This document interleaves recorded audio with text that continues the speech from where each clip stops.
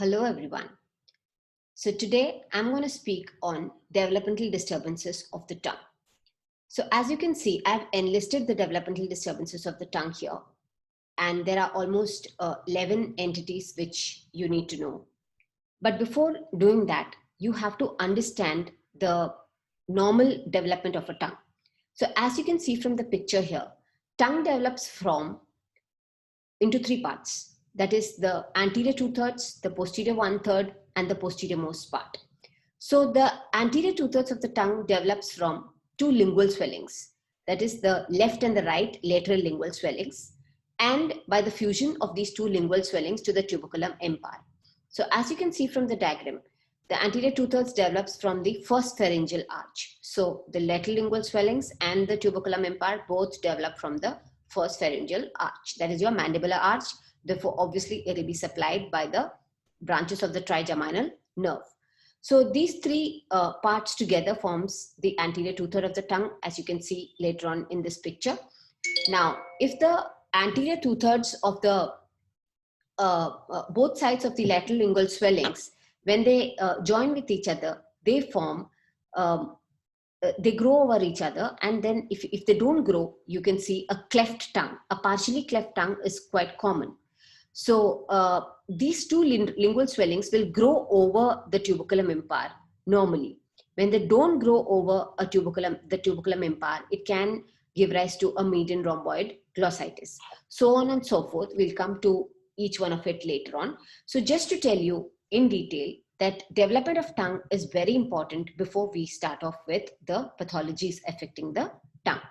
So the posterior 1/3 of the tongue is this part, develops from the cranial and the caudal part of the hypobranchial eminence.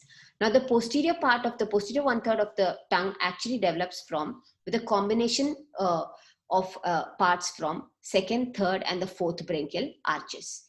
And the last part of the tongue is the posterior most part of the tongue that develops from the fourth branchial arch. That is the posterior most part of the tongue.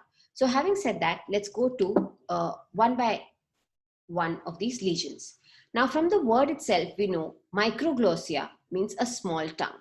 An abnormally small tongue is called as microglossia, and it's a very rare condition, but then even more rarely, we can have tongue being entirely absent in the oral cavity.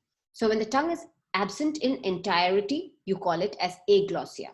So these developmental disturbances of all these oral cavity can be related to a lot of syndromes. So the first syndrome that is associated with a microglossia is oromandibular limb hypogenesis syndrome. So from the name itself, you can actually figure out that there are limb anomalies, limb hypogenesis. Hypogenesis means reduced genesis of the that particular body part. So limb anomalies are there, like hypodactylia, that is absence of digits, or hypomelia, that is hyperplasia of a type of a limb. So whenever you hear the word hypo, you need to know that there is decreased amount of development. So you can also have cleft palate, intraoral bands, and situs inversus. Situs inversus is whatever body parts which are actually seen on the left, like the heart is on the left, there are chances that you find it on the right. So that's called as inversion of sites. All right. So microglossia is associated with a hypoplasia of the mandible, and the lower incisors may be found missing. Now, when I talk about hypoplasia of the mandible, I mean to say that the lower third of the face, if I can divide my face into three parts, that is your upper 1/3, your middle 1/3, and your lower 1/3. So if the lower part, the lower third or the mandibular third of the face is basically hypoplastic, you can see that the mandible is also smaller in size and the lower incisors may be missing. So these are syndromes. This is one of the syndromes that is associated with microglossia. Now coming on to macroglossia. Macroglossia is just the opposite of microglossia. That is presence of a large tongue is called as microglossia. So as you can see, the causes of microglossia are varied. So it can be either congenital or acquired. That means you can be born with a normal tongue, but later on in your life, you can acquire a large tongue due to whatever reasons. Now, we all know that from the development, we all know that tongue basically is a very complicated organ. It is primarily a sensory organ because you have taste buds and papillae on the surface of the tongue. And it is also a motor organ because you can speak as and when you want, voluntarily roll your tongue, because tongue has got a lot of muscles. So it can be a motor organ as well. Now, the posterior most part of the tongue basically contains a lot of lymphoid follicles. So if you actually stick your tongue out and look into the mirror, in the posterior part of the tongue, you will actually find a lot of pebbly appearance. So the most frequent causes of macroglossia would be either vascular malformations, which means you can have the lymphatic channels on the lymphatic tissue on the posterior most part of the tongue becoming larger in size. It can be vascular lymphatic malformations, or it can even be muscular hypertrophy, because as I said, tongue is also a motor organ where you have a lot of muscles in it. So these are the different, in the table you can actually see the different causes of macroglossia. So I wouldn't go into the detail of the causes, but then yeah, all these causes can have associated macroglossia along with it. So the patient's chief complaint might not be a macroglossia, but then if the patient comes to you with these particular diseases, you can, there are chances that you can see a case of large tongue in these patients. Now, clinically, if you look at these kind of patients, it's seen more commonly in children. And it is actually manifested by noisy breathing, drooling, and difficulty in eating and lisping speech. Because obviously tongue is a huge muscular organ. And when it is larger in size, it can obviously cause problems in swallowing and eating and everything. As you can see from the picture, you can see a large tongue in that patient with Down syndrome. Down syndrome is something like we normally see trisomy 21 patients around. So these are features which actually differentiate very clearly differentiate these patients from the normal children otherwise. So the large tongue can also have crenated lateral borders. That's because the tongue will obviously try to find a space where it can just rest out itself, least resistance. So it is basically enclosed in this area where the maxilla and the mandible have got teeth around it. So the lingual aspect of the teeth has these curvatures. So the crest of curvatures on the lingual aspect of the teeth can give rise to this crenated or scalloped appearance on the lateral surface of the enlarged tongue. So this can also cause ulceration of the tongue, because there are chances that the patient might just bite on the tongue while talking or eating, because it's a large sized tongue, and the tongue has no space for it to comfortably be in that area. So as a result of ulceration, you can have secondary bacterial infections, because the oral cavity is full of bacteria. So it can even undergo necrosis. So these are the clinical features or the complaints with which you can get a patient of macroglossia. So having said that, as I told you, developmental disturbances are always almost related to other syndromes as well. So a very common syndrome which is associated with macroglossia is also called as Beckwith-Weidman syndrome. So it's a rare hereditary disease which is autosomal dominant. It has other features like the omphalocele, where there's a protrusion of the part of the intestine through a defect in the abdominal wall in the umbilicus. That's a kind of hernia where your part of the the intestine actually comes out, juts out through the abdominal wall near the umbilicus. And the patient would be aware of it, because he would have had that happening many a times when he puts pressure on his abdominal wall. So the other symptoms which are associated with this syndrome are visceromegaly, that is enlarged size of the viscera. Then you can have gigantism, that is the size of the growth of the patient would be a little more than normal.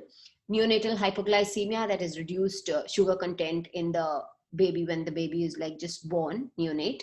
Increased risk for Wilms tumor, adrenal carcinoma, and hepatoblastoma. These are all tumors of the internal organs, like the adrenal gland and the liver.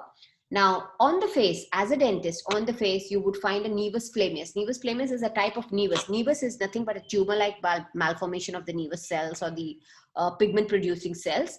So nevus cells are basically similar to melanocytes, and they arise from the neural crest, neuroectodermal origin.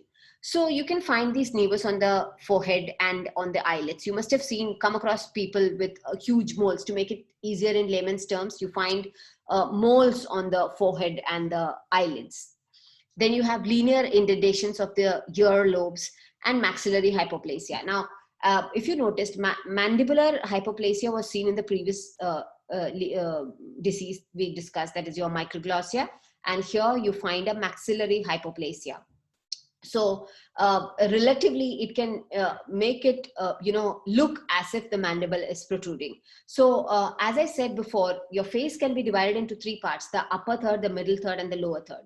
So the lower third is made up of the mandible, and the middle third is made up of the maxilla.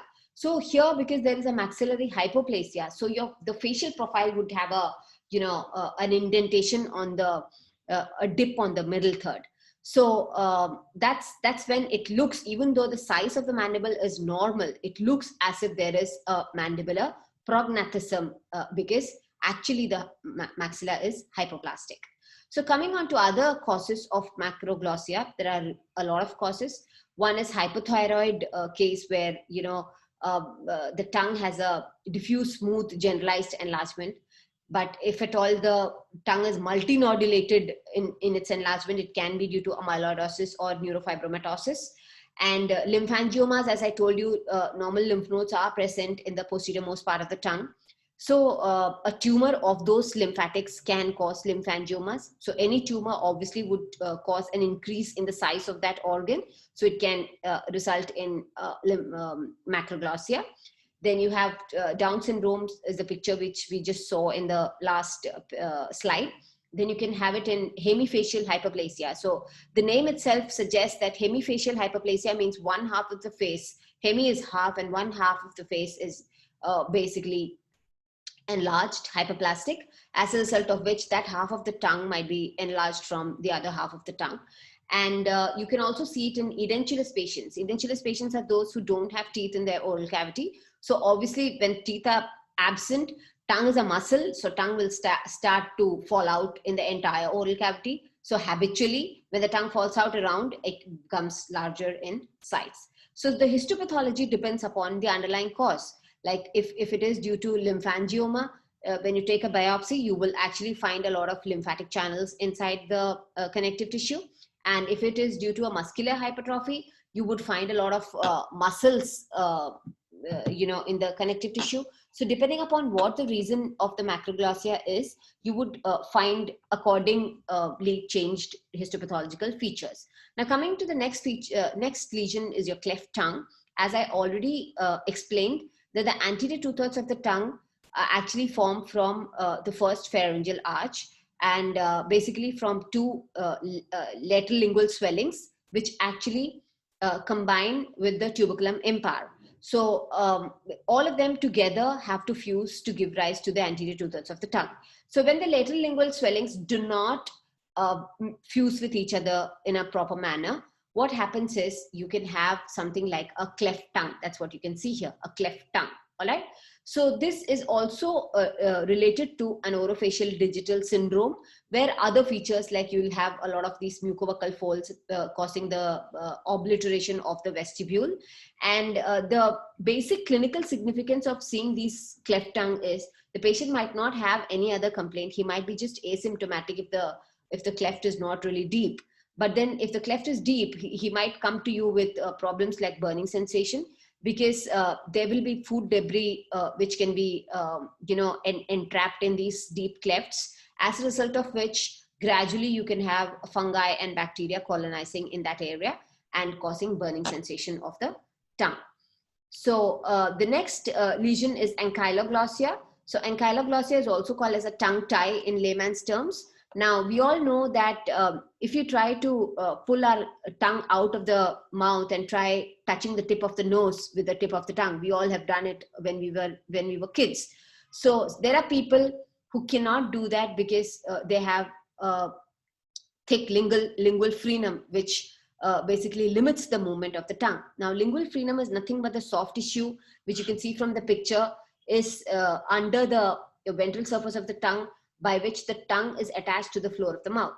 So if there's a short, thick lingual frenum, it'll be very difficult for the patient to even touch the tip of the central incisors with the tip of his tongue. Forget about the nose. So that is when he might have problems in moving his tongue properly, as a result of which there'll be a lot of problems in speech.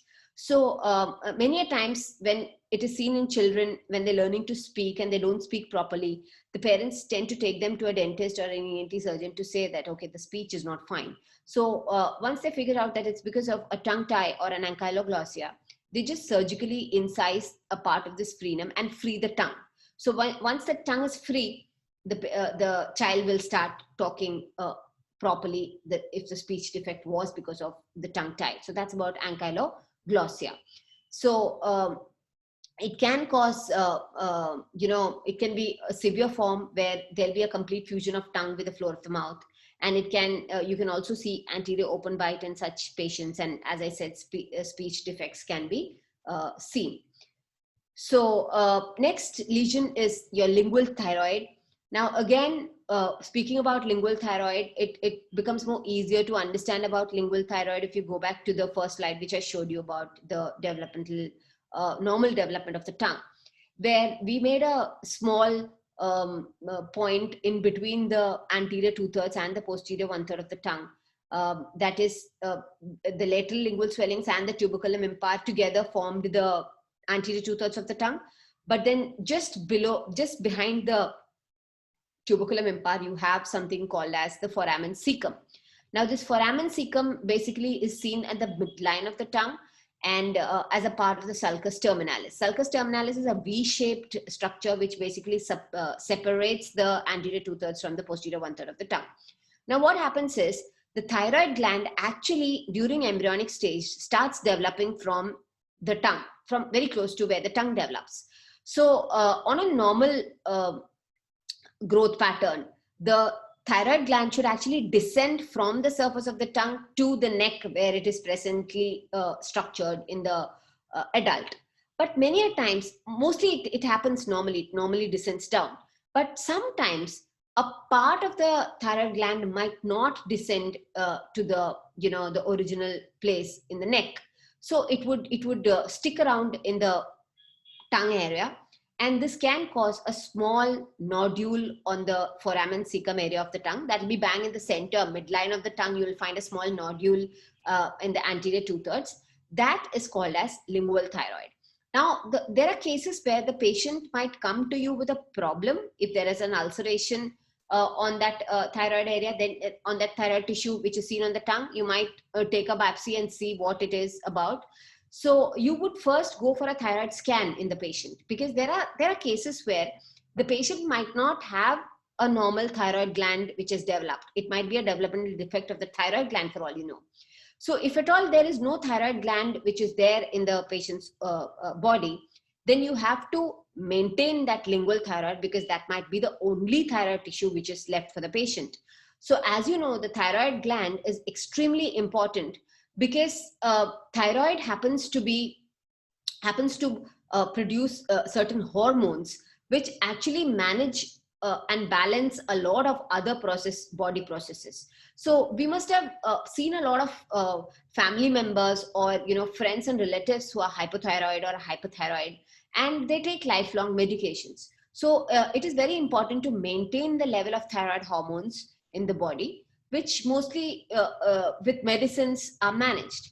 But having said that, if it's a developmental problem, like, there is no thyroid which at the first place developed in the patient's body, then it becomes a problem. So the dentist has to be very careful for once, if at all they're planning to do a biopsy of that thyroid tissue which is on the tongue. Until and unless you don't ensure that there is a fully developed thyroid gland, it's better to leave that thyroid tissue away on the tongue. So that's about lingual thyroid. So basically, if I show you pictures, I guess it'll be more comfortable for you to understand. So the patient is trying to jut his tongue out, and you can see a large nodule on the central area of the tongue. So that is lingual thyroid. So this can cause clinical problems, like if it is a large tissue which is present on the tongue, large bleb of thyroid tissue, The patient can have problems in obviously speaking, eating, and even breathing. So these are basic problems with which the patient might walk up to you. And sometimes, these kind of symptoms would be seen more in females, because obviously females have got a lot of these hormonal influences. So you can find this problem more in females.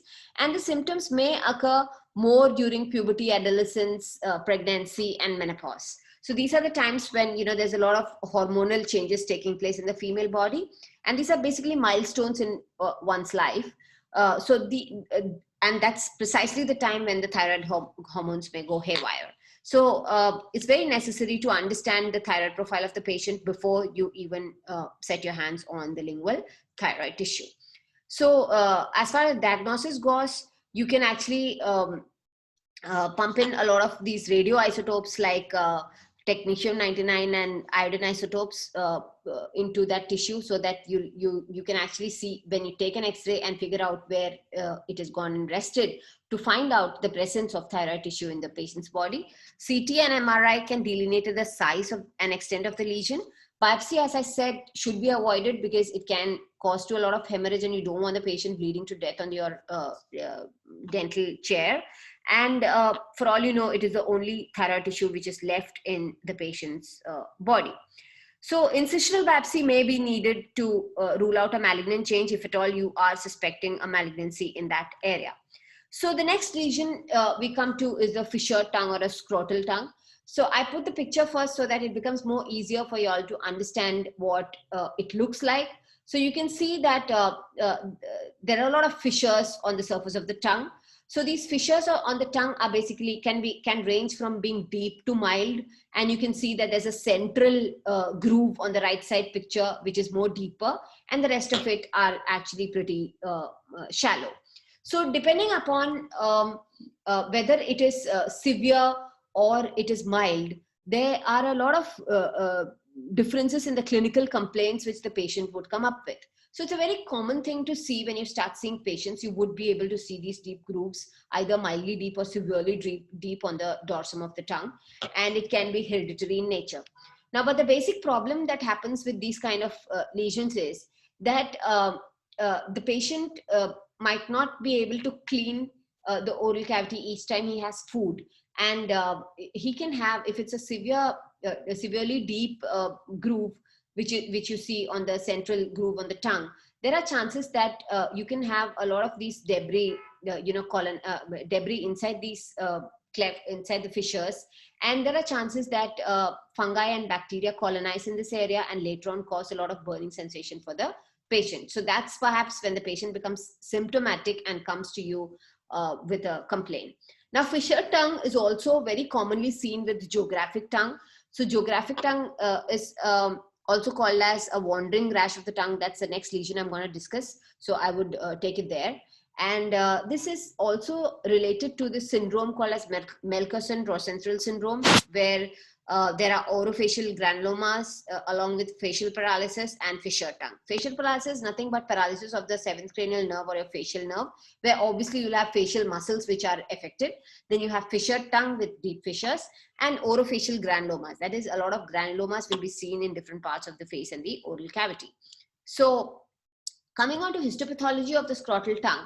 So whenever you have to learn about the histopathology of tongue, you just need to understand that tongue has got a stratified squamous epithelium which is specialized with a lot of tongue papillae, that is majorly the filiform papillae, which is keratinized in nature, and long rete ridges. And below you have a connective tissue which is muscular in the deeper submucosa.